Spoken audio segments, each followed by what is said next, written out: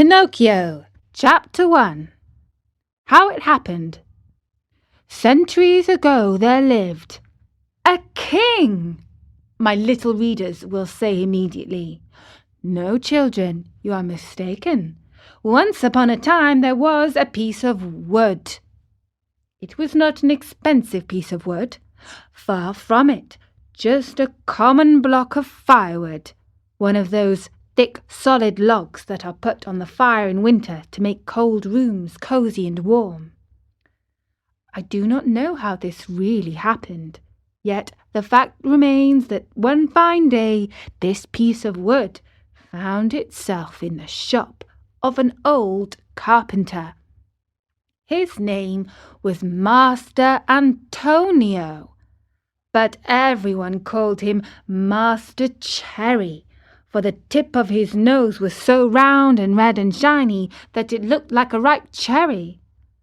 As soon as he saw that piece of wood, Master Cherry was filled with joy, rubbing his hands together happily. He half mumbled to himself, "This has come in the nick of time. I shall use it to make the leg of a table."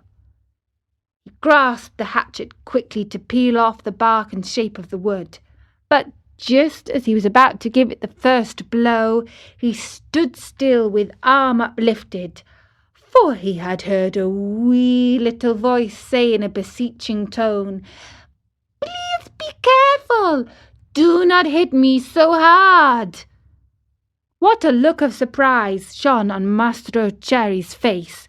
His funny face became still funnier.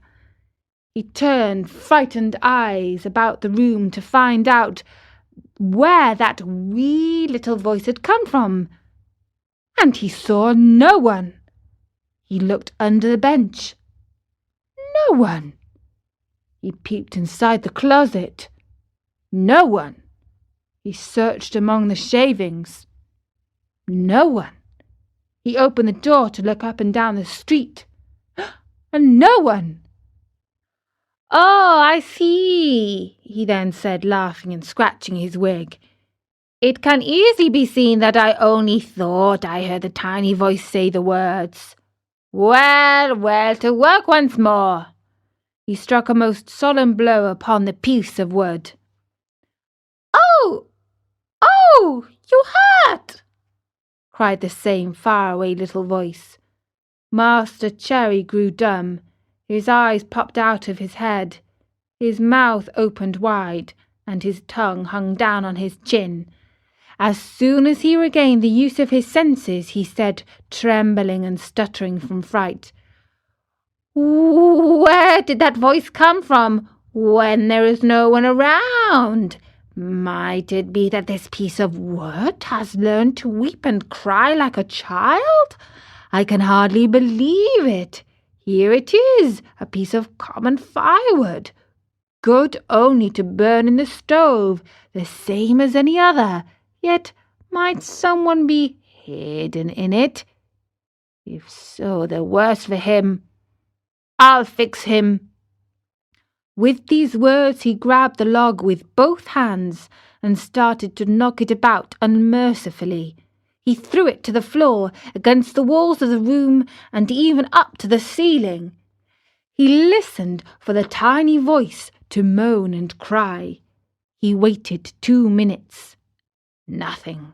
5 minutes. Nothing. 10 minutes.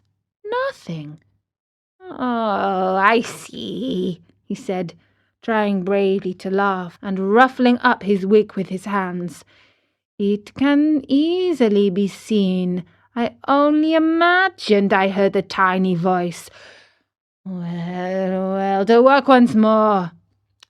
The poor fellow was scared half to death, so he tried to sing a gay song in order to gain courage.